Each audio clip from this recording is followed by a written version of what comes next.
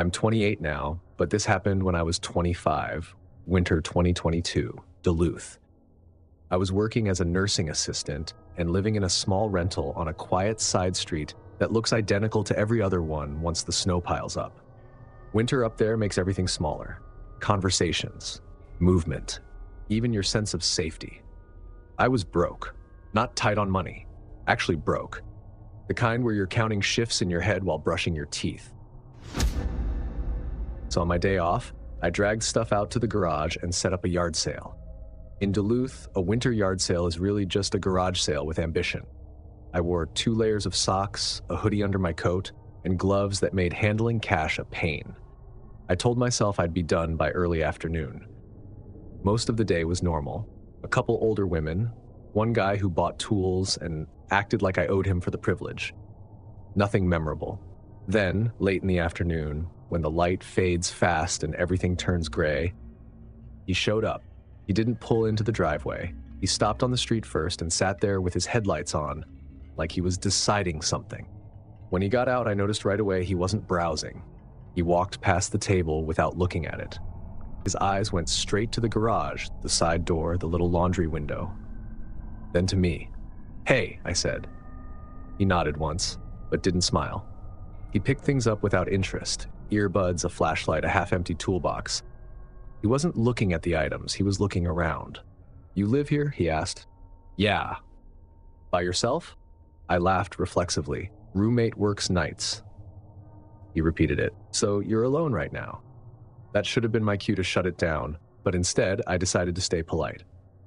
He finally chose something, a portable space heater I'd used last winter. $10, no haggling. "I want to test it," he said. "It works," I told him. "I want to see it turn on." The nearest outlet was inside the garage. I didn't want him stepping farther in, so I grabbed an extension cord myself.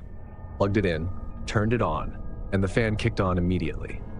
He watched it a little longer than made sense. "I'll take it," he said. When I handed him the change, he leaned in a little. "You look tired." "I work at the hospital." "So you sleep heavy."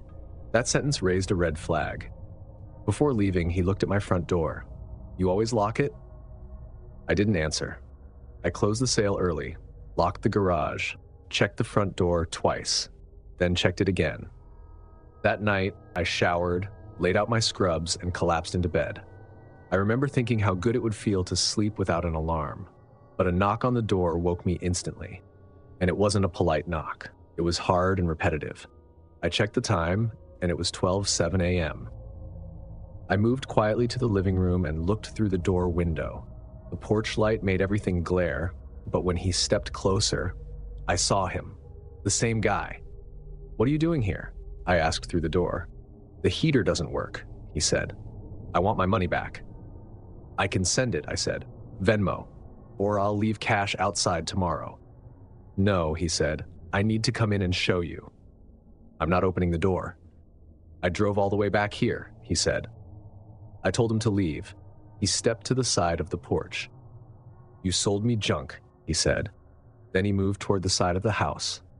I heard a noise coming from the garage, that dull metal-on-metal sound you don't want to hear. I dialed 911 immediately and whispered my address. "Stay on the line," the dispatcher said. A few minutes passed and the noise stopped.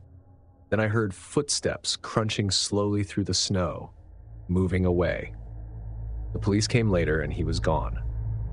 I didn't sleep. I sat with every light on until morning. At sunrise, I stepped outside and saw boot prints near the side gate. Deep ones. They clustered near the garage, then turned back toward the street. The reason I sent this story is realizing how easy it is to give someone access without meaning to. A smile, a couple answers, a normal afternoon. I thought danger looked like strangers. Turns out, it's how fast someone can act like they belong at your door.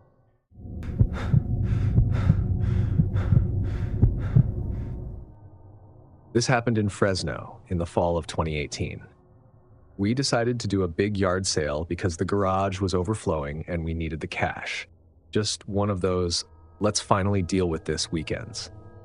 It was warm, dry, and bright. A day where everything just feels doable. I ran the sale like it was a job site. Tables laid out clean, tools separated from household stuff, prices written clearly. I kept the cash in a waist pouch so I wouldn't have to dig around. My wife was inside, checking on the kids. Our 2 boys were in the backyard, loud and soaked from the hose. Everything felt contained. The driveway filled up fast. Neighbors, random cars stopping, people drifting in from down the block. Normal yard sale energy. Questions, bargaining, laughter. I was relaxed, confident. Then I noticed one guy who didn't fit. Not because he looked threatening, he didn't. That's what bothers me now. He didn't settle on anything. He didn't negotiate. He didn't commit. He moved through the crowd slowly, picking things up without interest, putting them down like they were props. And every so often, his eyes would go past the tables, toward the side of the house. I brushed it off. People wander. Some folks just browse. But he wasn't browsing. He was checking. I got pulled into a negotiation with an older guy over a set of drills. The usual back and forth, nothing serious. I was focused on that conversation when the crowd shifted and the floater guy slipped out of my immediate view. I noticed because something felt off. That small internal, where did he go? Before I could scan the yard, the front door opened and my wife stepped out. Her face told me everything before she spoke. "Someone just tried to open the back door," she said. I moved fast. That forward-leaning walk where you already know you're about to see something you don't like. I cut around the tables and saw him near the patio. His hand was on the sliding door handle, like he'd been about to pull it open. He turned when he saw me, calm, almost casual. "What are you doing?" I asked. He smiled slightly. "Oh, I thought the house was part of the sale." He said it like it was a reasonable mistake. No embarrassment, no apology, just watching me, waiting to see what I'd accept. "That's not how this works," I said. "Back away from the door." He raised his hands a little, like I was overreacting, and took a step back, still smiling. Then I noticed something that made my whole body lock up. His eyes weren't really on me. They slid past me into the house, like he was scanning. Kitchen, hallway, layout. I stepped closer, blocking his line of sight. "You need to leave." He didn't argue and didn't push. He just turned and walked back toward the driveway like nothing had happened. And that's when the problem changed. He blended. The driveway was crowded now. Families, kids, people counting cash, people talking over each other. He drifted into it easily, like he'd practiced disappearing in plain sight. I tried to keep eyes on him while pretending to straighten a table, but after a few seconds I lost him. Too many bodies and too much movement. "Is he gone?" my wife asked. "I don't know," I said, sharper than I meant to. I was angry, at him but mostly at myself. I scanned the driveway, then the street.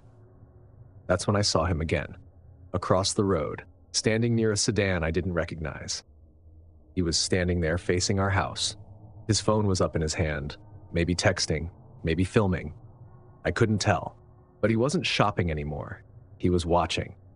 For a moment, I thought about walking over there and confronting him, making it loud, making it uncomfortable. Then I looked back at my driveway, my house, my kids' bikes near the side gate. I didn't know if he was alone.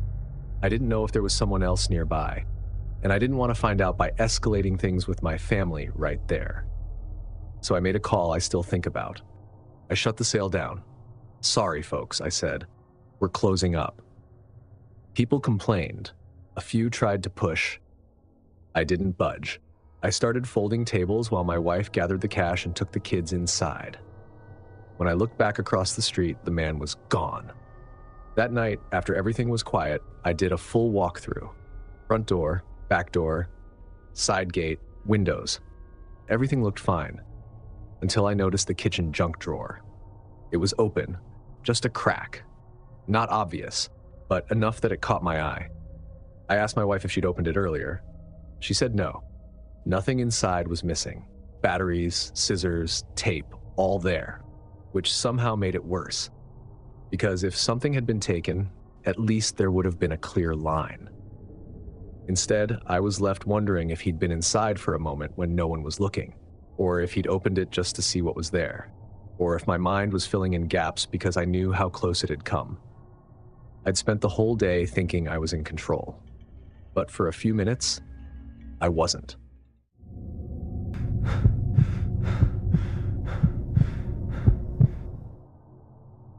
I'm a middle school teacher.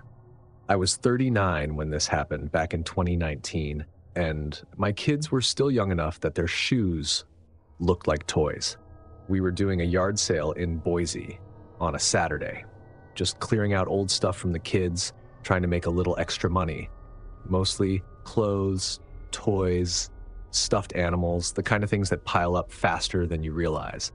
My wife was inside doing laundry and keeping the kids away from the driveway. I was out front with a folding table, a coffee, and that fake optimism you get when you tell yourself used pajamas are going to pay for dinner. It was a good morning.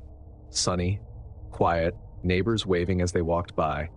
One of those days that make you drop your guard without noticing. The first hour went exactly how you'd expect.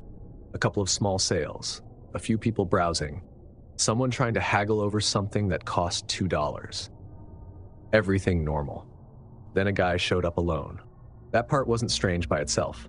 Yard sales attract everyone, but he didn't wander the way most people do. He walked straight toward the kids section like he already knew where it was. Mid-30s, maybe early 40s. Clean hoodie, jeans. Nothing about him stood out. No kid with him, no stroller. No explanation for why he was there. Just him. He picked up a tiny pair of shoes, my daughter's, and turned them over slowly. Then moved to pajamas. Then to stuffed animals. He never even looked at the adult stuff. Tools, electronics, garage junk. It was like those tables didn't exist. At first, I told myself he was shopping for a niece. That's normal, people do that. Then he held up a jacket and asked, "How old is she?" I smiled. "She outgrew it," I said. "Little kid." He nodded like he was filing that away. Then asked, "She go to school around here?" The question landed wrong, totally unnecessary. If you're buying clothes, that information doesn't matter. "We're local," I said, keeping it vague. He moved to a bin and asked, "You got more girl clothes inside?" That was when the pattern started to feel heavy. Each question alone was explainable. Together, they felt like probing, like he was seeing how much I'd give him without realizing it. I laughed lightly. "Nah, this is what we're selling." He didn't laugh back, just watched me for a second. "I'll pay more if you check," he said. "Make it worth your time." I started to feel irritation, the kind you feel when someone pushes a situation where it doesn't need to go. "I'm not going inside," I said. "Everything's here." He immediately raised his hands. "I'm not a creep," he said. "It's for my niece." But he never said how old the niece was, never said her size, never said her name. He just kept circling back to the house. He picked up a stuffed bunny. "She like these?" "Most kids do," I said. He smiled, a little late, then asked again, "How old is she, though?" "Kindergarten?" "Younger." That's when my teacher instincts kicked in. I've heard enough stories. I've watched adults gather information without sounding like they're gathering information. I don't like jumping to conclusions, but I also don't ignore patterns. So I stopped answering. He looked straight toward the front windows of the house. Not casually, like someone admiring a place. It felt like he was looking for something. He moved a little to get a better angle. I moved with him, blocking his view. And he noticed. His smile changed. Suddenly, he started buying things, fast. Shoes, pajamas, a glittery backpack. He asked how much for all of it. I named a fair price. He didn't argue, pulled out cash immediately. Then he said casually, "Your wife home? She got more stuff inside?" That was it. I didn't answer. Took the money, handed him the bag, and said, "Have a good one." He stood there like he expected me to keep talking. When I didn't, he nodded and walked off. I watched him go down the sidewalk. Then, I went inside and locked the door. Not because I thought he'd break in, because I didn't want another chance encounter. I told my wife, quietly, not to come outside yet. I didn't explain why. I stood by the front window, holding the curtain just enough to see. Later, I spotted him a block away, parked on the side street. Engine off, facing back toward the neighborhood. Maybe he lived nearby, maybe he was just on his phone, but it didn't feel finished. We shut the sale down early. I told myself it was because traffic had slowed. I didn't want to sound paranoid, and I didn't want to be the guy who overreacted to a yard sale customer. That night, after the kids were asleep, I checked every lock, then checked them again. Not because anything looked wrong, because I didn't trust the feeling of probably fine. Weeks later, I still caught myself watching the street when cars slowed down. Still noticed when someone lingered too long. And I kept thinking about that bag of kids' stuff he bought. Buying it was easy.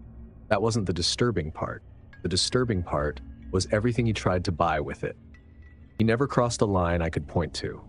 No threats, no touching, nothing concrete. And that's why it stuck with me. Because sometimes the danger isn't what someone does. It's how close they get without doing anything at all.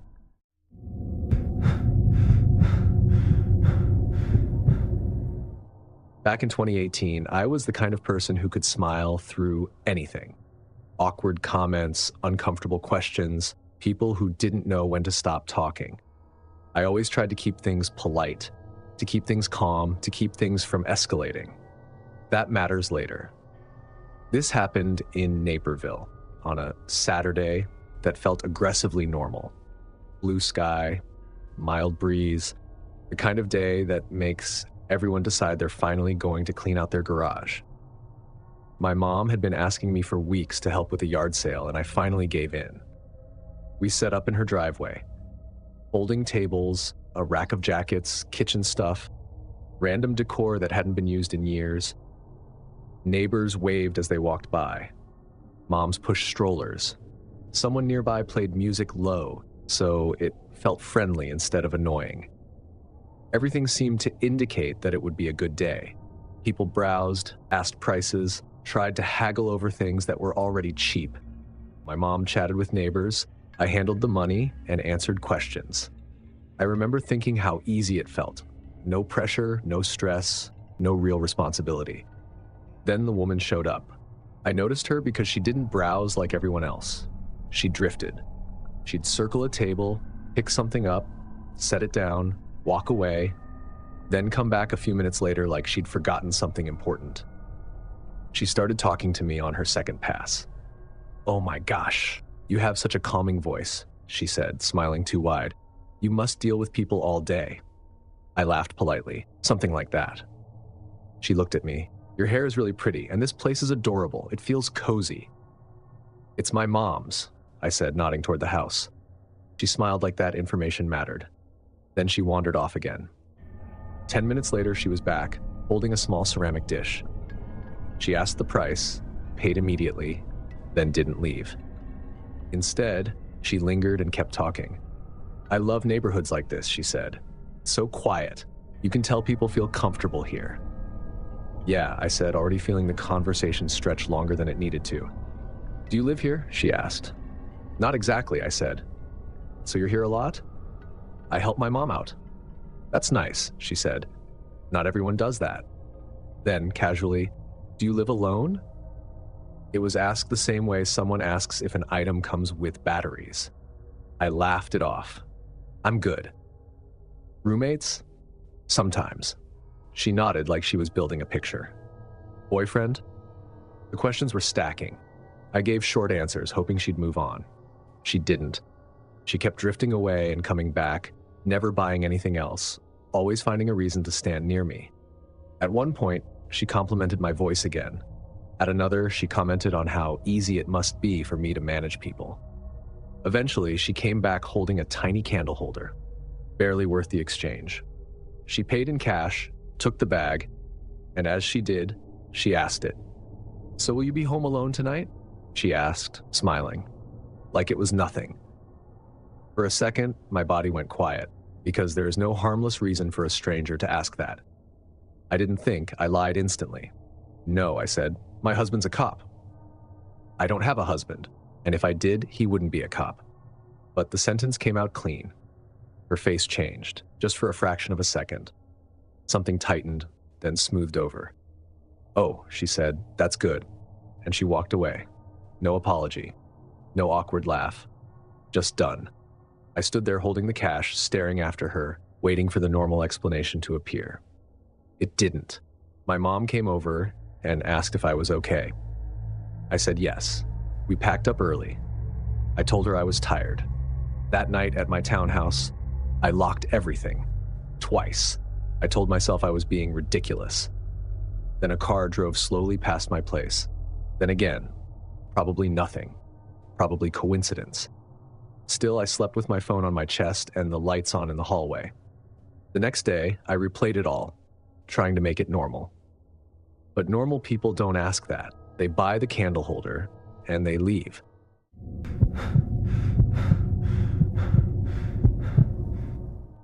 I'm a videographer. Not a filmmaker, not a YouTube guy. Just someone who's been filming weddings, corporate events, and family stuff long enough that my brain automatically tracks camera angles, lighting, and placement. It's not a skill I can turn off. This happened in the fall of 2017 in Des Moines. I had a rare free weekend and did what I usually do when I'm not working. Drove around looking for cheap gear and old media. If you work in video long enough, you start collecting old tapes, VHS, mini DV, high 8. People give them away. I use them to test decks or practice transfers. I stopped at a small yard sale in a quiet neighborhood. It was a small one, with 2 folding tables, a couple of lawn chairs, and a cardboard box of tapes sitting half in the shade. I asked the woman running it how much for the box. $5, she said. I just want them gone. I paid, tossed the box in my trunk, and didn't think about it again until that night. My home office was basic. Desk, drives, an old TV, and a VCR I kept for odd jobs. I started sorting the tapes like I always do. Most were standard stuff. Birthdays, Christmas mornings, random vacation footage, someone filming a dog for way too long. Then I picked one up that had neat handwriting on a white label. Wedding, 2004. I put it in. The video quality was classic early 2000s VHS. Slight fuzz, blown out whites. A church ceremony, a nervous groom, a bride trying not to cry. The camera zoomed too far, corrected, drifted. Normal. The reception footage followed. Speeches, bad jokes, people dancing like they didn't care who was watching. Familiar enough that I almost relaxed. Then the tape didn't end. Instead of cutting to static or a blue screen, it cut to a quiet bathroom. The bride was alone, standing at a sink. Her makeup was streaked, smeared the way it looks when someone keeps wiping tears away with their hands. She looked tired, like she thought she finally had a moment where no one was watching. That's what caught me first. She wasn't performing. Then the angle hit me. I know what handheld bathroom footage looks like.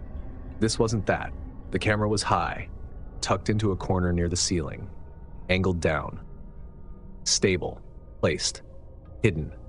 The bride wiped her face and whispered something too quiet to hear. She took a few steady breaths, trying to compose herself. Then her posture changed. She didn't jump or turn sharply, she just stiffened. Her eyes shifted toward the door. The timestamp kept rolling. Someone stepped in, but stayed off camera. I caught the edge of a sleeve for half a second. A voice followed, low and calm. I couldn't make out the words clearly, but the tone didn't match the moment. The bride flinched. She gripped the edge of the counter hard enough that her knuckles went pale. Her eyes flicked toward the mirror, then away, like she didn't want to see herself right then. She nodded slightly. That nod bothered me more than anything else. The camera didn't move. It didn't cut away. It just kept recording the empty sink and tiled wall as the bride stepped out of frame. You could still hear soft movement, fabric shifting, and a murmur I couldn't quite understand. I sat there with my thumb hovering over pause, trying to explain it away, but the angle wasn't normal, and the tape didn't end like an accident. I rewound it once, just to be sure, but got the same sense that the camera was meant to be there. I ejected the tape and stared at the label. That's when the second realization hit. Earlier that day, During the yard sale, I'd asked to wash my hands. The woman had waved me inside casually. I remembered the hallway, narrow, straight shot. I remembered the bathroom tile. The tile on the tape matched it. Same pattern, same layout. That footage wasn't just some random wedding tape. It was filmed in that house. I sat there replaying the memory, trying to find a difference. There wasn't one. I thought about calling the police, then I imagined how it would sound. I bought a wedding tape at a yard sale, and the last 15 minutes looks like hidden footage. No names, no faces clearly visible, no obvious crime on camera, just fear and implication. The next morning I drove back. The yard sale was gone. The driveway looked clean, like nothing had ever been there. I sat in my car for a minute, debating whether to knock. I decided I wouldn't. I couldn't picture a version of that conversation that didn't end with me standing on a porch, holding a tape, while someone looked at me like I was out of my mind. I still have the tape. I didn't digitize it, I didn't throw it away. It's in a drawer. I bought it for 50 cents. And I can't unsee the last 15 minutes. If these stories made you realize how fast normal can turn dangerous, go ahead. Smash that like button, hit subscribe so you never miss the next nightmare, and tell me which story messed with you the most. And if you think the woods are peaceful once you're far enough from people, you definitely haven't watched 4 really scary Appalachian Trail stories. Click now, because out there, silence doesn't mean safety. Thanks for watching. Stay alert, stay safe, and I'll see you in the next nightmare.